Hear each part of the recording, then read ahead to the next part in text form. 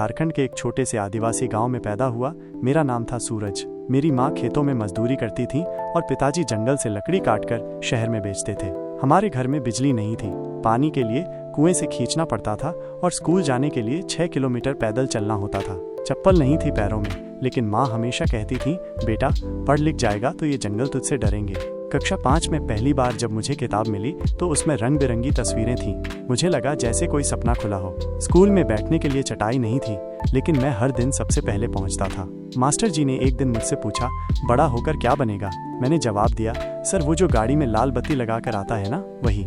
लोग हंसते थे क्योंकि मेरे कपड़ों में पैबंद थे और खाने के डब्बे में सिर्फ सूखा चूड़ा होता था, लेकिन मुझे फर्क नहीं पड़ता था।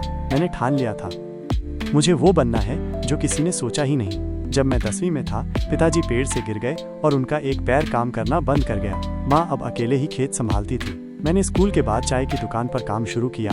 सुबह 5 बजे उठता, स्कूल जाता, फिर दुकान पर शाम 7 बजे तक काम करता। माँ ने अपने गहने गिरवी रखकर मेरी 12वीं की फीस भरी। वो गहने जो उसकी शादी के समय मिले थे। बोली, मेरे लिए नहीं, तेरे लिए पहने थे बेटा, अब तू ही मेरी असली कमाई है।